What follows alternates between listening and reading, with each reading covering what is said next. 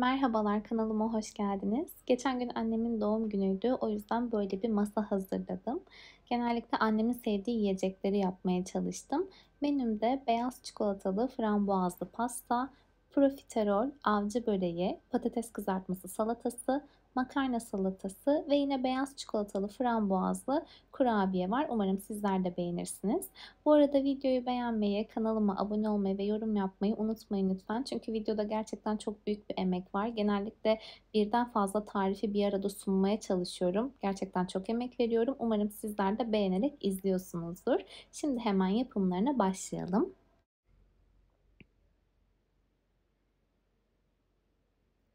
İlk olarak makarna salatası yapacağız. Yarım paket küçük makarnalardan haşladım. O kısmı göstermedim. Zaten hepimizin bildiği bir şey. Daha sonra üzerine bir kase dolusu garnitür ekliyorum. Bir küçük konserve mısır, 3 tane küçük doğranmış kornişon turşu ekliyorum. 3-4 tane yağda kavurduğum sosisi ekliyorum ve karıştırıyorum. Bir kase sarımsaklı yoğurt ekliyorum. Yoğurdun içerisine 3 yemek kaşığı da mayonez eklemiştim. Hepsi bu kadar. Servis kasesine alıyorum. En son üzerine biraz toz kırmızı biber ve ceviz yaktım. Şimdi patates kızartması salatası yapacağız. 3 tane patatesi küp küp doğradım ve kızgın yağda kızarttım. Yine bu kısmı da göstermiyorum. Üzerine bir tane piyazlık doğramış olduğum kırmızı soğanı ekliyorum. Yarım bağ küçük küçük doğramış olduğum maydanoz. Bir tane limonun suyunu sıkıyorum. Daha önce denemediyseniz mutlaka tavsiye ederim. Gerçekten çok lezzetli oluyor bu salata. Tuz, biraz pul biber, bolca sumak ve kuru nane ekleyip karıştırıyoruz. Hepsi bu kadar. Çok pratik ama çok lezzetli bir salata. Dediğim gibi mutlaka denemenizi tavsiye ederim. Servis kasesine alıp üzerine birkaç dilim limonla servis ettim. Şimdi avcı böreği yapacağız. İlk olarak iç harcını hazırlıyoruz. Yarım çay bardağı ince bulgur bir kabın içerisine aldım. Üzerine bir çay bardağı sıcak su ekliyorum. İç harcını hazırlarken bulgurlar kenarda şişecek.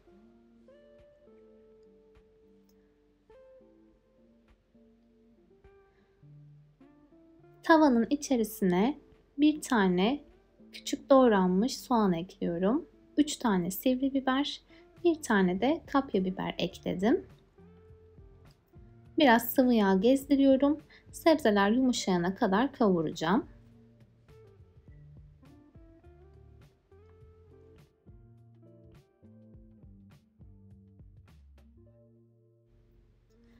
Bu aşamaya geldikten sonra 300 gram kıyma ekliyorum. Ve tekrardan kavuruyorum.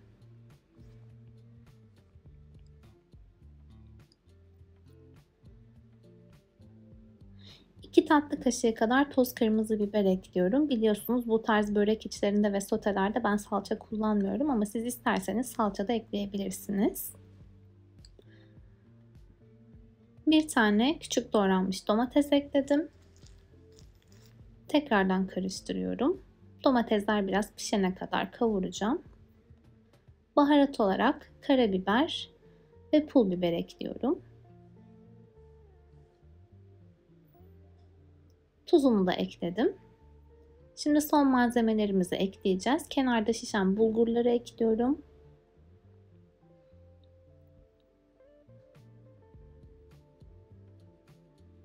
Biraz içli köfteye benzer bir börek oluyor. Çok lezzetli oluyor yine bu da. Ve en son biraz ceviz ekleyerek bitiriyorum. Şart değil ama eklerseniz çok güzel bir lezzet verir.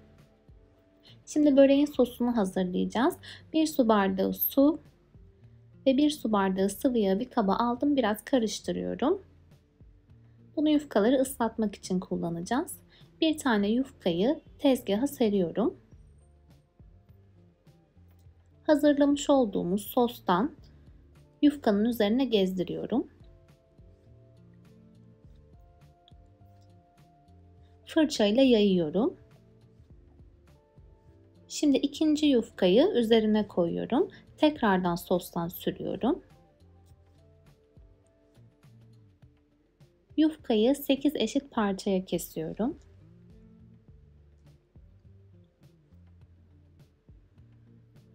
Geniş kısma harçtan koyuyorum. Ve kenarlarını kapatarak çok sıkı olmayacak şekilde sarıyorum. Bir tık gevşek sarabilirsiniz ki daha çıtır olsun. Bu şekilde biraz büyük bir börek oluyor. İsterseniz yufkayı daha küçük keserek daha küçük porsiyonlayabilirsiniz ama normali böyle oluyor. Toplamda 4 yufka kullanıyoruz. Diğer 2 yufkaya da aynı işlemleri yapıyorum. İsterseniz bunu böyle hazırlayıp dondurucuya kaldırabilirsiniz. Daha sonra pişirebilirsiniz misafiriniz geldiğinde. Şimdi bir tane yumurtayı çatalla birazcık çırptım. Börekleri önce yumurtaya, daha sonra galeta ununa batırıyorum. Önceden ısıtılmış 180 derece fırında kızarana kadar pişireceğim. Yaklaşık 40 dakika sürüyor.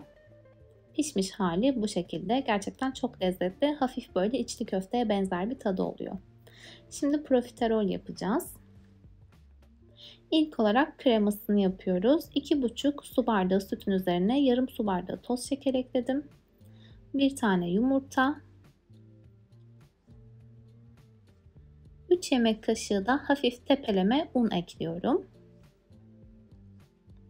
Hepsini karıştırıyorum. Kısık ateşte kaynayıp koyulaşana kadar pişireceğim. Piştikten sonra bir paket şekerli vanilin ekliyorum. Tekrardan karıştırıyorum. Üzerini streç filmle örteceğim ve soğuyana kadar bekleyeceğim. İsterseniz bir gece önce de yapabilirsiniz. Hamuru için 125 gram tereyağını tenceremin içerisine aldım. 1 su bardağı su ekledim. Yarım çay kaşığı kadar da tuz ekliyorum. Tereyağı eridikten sonra ve bu karışım kaynamaya başladıktan sonra 1 su bardağı un ekliyorum. Ve kavurmaya başlıyorum. Şu an sıvı ama kavurdukça hamur kıvamına gelecek. Yaklaşık 2-3 dakika kadar un kokusu gidene kadar kavuruyorum. Bakın şu an hamur haline geldi. Hazırlamış olduğum hamuru mikserin içerisine alıyorum. 3 tane yumurta ekleyeceğiz ama yumurtaları birden değil teker teker ekliyoruz. Önce birinci yumurtayı ekledim, çırpıyorum. Şimdi ikinciyi ekliyorum. Çırpmaya devam ediyorum. En son krema kıvamında olması lazım. Eğer hamurunuz hala krema gibi değilse bir tane daha yumurta ekleyebilirsiniz. Eğer yumurtalar küçükse 4 yumurta da alabiliyor. Kıvamı bu şekilde olmalı. Sıkma poşetine doldurmuş olduğum hamuru aralıklarla tepsiye sıkıyorum. 1,5 tepsi çıkıyor bu ölçülerle.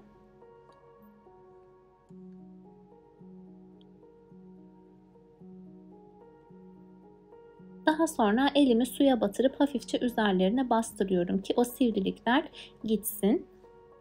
Önceden ısıtılmış 180 derece fırında yaklaşık 45 dakika pişirdim. Soğuduktan sonra hamurların içine krema dolduruyorum. Hamurları ikiye kesmenize gerek yok. Parmağınızla hamuru alttan oyarak içine krema sıkabilirsiniz. Çok daha pratik oluyor bu şekilde. Profiterolleri servis tabağına alıyorum. Üzerine çikolatalı sos gezdireceğim. İsterseniz hazır çikolatalı soslardan da yapabilirsiniz. Ben bu sefer ganaj yaptım. Ganajı sıvı haldeyken döktüm. Aşağıya açıklamalar kısmına tarifini bırakırım. İsterseniz bunu da yapabilirsiniz. En son benmari usulü eritmiş olduğum beyaz çikolatayla üzerine bu şekilde şeritler çiziyorum. Frenk üzümleriyle süslüyorum. Bitmiş hali bu şekilde. Biraz da fıstık serptim. Şimdi çıtır ahududulu beyaz çikolatalı bir kurabiye yapacağız. Normalde ben bu kurabiyeyi margarinle yapıyorum ama bu sefer tereyağıyla yapmak istedim. 125 gram oda sıcaklığında tereyağı, yarım çay bardağı sıvı yağ, bir tane yumurtanın sarısı, 2 yemek kaşığı nişasta, yarım su bardağı pudra şekeri. Hepsini bir kaba aldım. 1 paket vanilya, yarım pakette kabartma tozu koyuyorum ve yoğurmaya başlıyorum.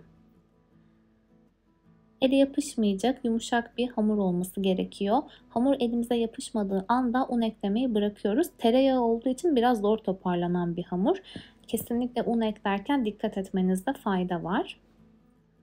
Hamuru yaptıktan sonra 2 tane yağlı kağıdın arasında açıyorum ve yuvarlak kurabiye kalıbıyla kesiyorum. Artan hamurları tekrardan topluyorum. Yine açıyorum, yine kesiyorum. Hamur bitene kadar aynı işlemi yapıyorum.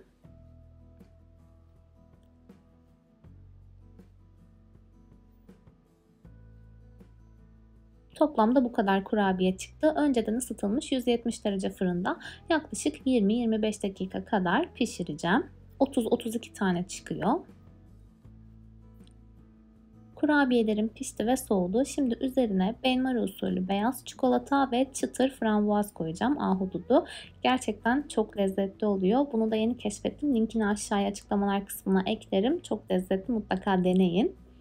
Kurabiyelerin üzerine beyaz çikolatayı kaşıkla sürüyorum. Üzerlerine çıtır ahudududan ekliyorum. Bazılarını da hafif elimle böyle parçalayarak toz haline getirip koydum. En son birazcık da fıstık ekliyorum. Bitmiş hali bu şekilde buzdolabında muhafaza ediyoruz ki çikolatalar ve tereyağı olduğu için bozulmasın. Bu arada bunu yapıp 3-4 gün, hatta bir hafta kadar kapalı bir kutuda buzdolabında saklayabilirsiniz. Şimdi pasta yapacağız. Pastam da yine beyaz çikolatalı ve frambuazlı, annemin sevdiği gibi. Tencerenin içerisinde 3,5 su bardağı süt var. Üzerine 4 yemek kaşığı un, 3 yemek kaşığı da nişasta ekledim. 6 yemek kaşığı şeker, 2 tane de yumurtanın sarısını ekliyorum. Hepsini karıştırıyorum. Kısık ateşte kaynayıp koyulaşana kadar pişirdim. 1 yemek kaşığı dolusu tereyağı, 1 paket vanilya ve 80 gram da beyaz çikolata ekliyorum. İlk başta çok sert bir kıvamı oluyor ama olması gereken bu, pastanın içinden akmaması için. Daha sonra krema ile isterseniz kıvamını açabilirsiniz. Üzerine streç film serdim. Buzdolabında yaklaşık 5-6 saat bekleteceğim. Yine lezzet vermesi için farklı bir beyaz çikolatalı krema daha hazırladım. 250 gram beyaz çikolatayı benmari usulü erittim. Bunu daha önce nişan pastası videomda da göstermiştim. Ayrı bir yerde 200 ml sıvı kremayı 1 yemek kaşığı pudra şekeriyle çırpıyorum. Yaklaşık 5 dakika.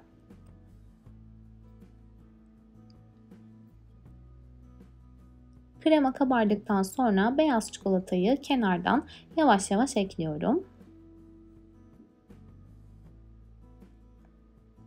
İlk başta çok sıvı oluyor. Bunu buzdolabına kaldıracağım. 3-4 saat geçtikten sonra sert bir krema haline gelecek. Pastaların içinde kullandığım kremaları genellikle sert yapıyorum. Diğer türlü kenarlardan akabiliyor çünkü. Üzerini streçle kapattım ve buzdolabına kaldırdım. Şimdi pandispanyayı yapıyoruz. 6 tane yumurta sarısı ve 1 su bardağı artı 2 yemek kaşığı toz şekeri bir kabın içerisine aldım. Mikserle yüksek devirde yaklaşık 5-6 dakika çırpıyorum. Yarım çay bardağı sıcak suyu da yavaş yavaş ekliyorum. Birden eklemeyin ki yumurtalar pişmesin. Daha sonra 1,5 su bardağı un, 2 yemek kaşığı nişasta, 1 paket vanilya ve 1 pakette kabartma tozu ekliyorum ve bütün kuru malzemeleri eliyorum. Eğer kuru malzemeleri elerseniz çok daha puf bir hamurunuz olur.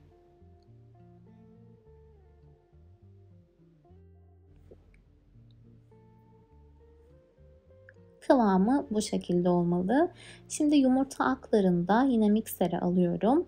Yarım çay kaşığı tuz ekliyorum. Yüksek devirde 6-7 dakika karışımın kıvamı iyice sertleşene kadar, tıraş köpüğü kıvamı dediğimiz kıvama gelene kadar çırpıyorum. Yumurta aklarının çok iyi çırpılması gerekiyor. Ne kadar iyi çırpılırsa pandispanya o kadar güzel oluyor. Kıvamı bu şekilde olacak.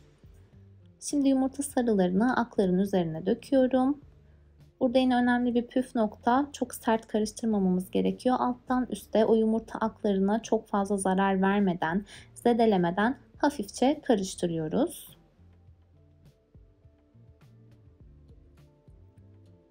Ayarlanabilir çemberim vardı. Tepsinin içerisine aldım. Yağlı kağıtla etrafını bu şekilde sarıyorum. Eğer sizin çemberiniz akıtıyorsa bu şekilde yapabilirsiniz. Önceden ısıtılmış 170 derece fırında yaklaşık 45 dakika, hatta belki 1 saate kadar pişireceğim. Fırından fırına değişir. Pandispanyam pişti, soğudu. Tel ile bu şekilde kestim. Şimdi birinci katı koydum. Sütle ıslatıyorum. Hazırlamış olduğum kremaları koyuyorum. Frambuaz ekliyorum. Bu kısım zaten standart. Kekler bitene kadar aynı işlemi yapıyorum. Toplamda 4 katlı bir pasta yaptım. Bundan sonra bir kat daha vardı ama orada şarjım bittiği için çekemedim. Şimdi kelepçeli kalıbı çıkarttım. Krem şanti ile sıvıyorum. İlk olarak beyaz şanti ile sıvadım. Daha sonra kalan şantiye çok az bir pancar tozu koydum ve pembe bir şanti elde ettim. Alacalı bir görüntü istediğim için çok hafif tekrardan üstünden bir sıvama yaptım. Tamamen kaplamadan. Bu arada pancarın tadı kesinlikle gelmiyor. Sadece renk veriyor.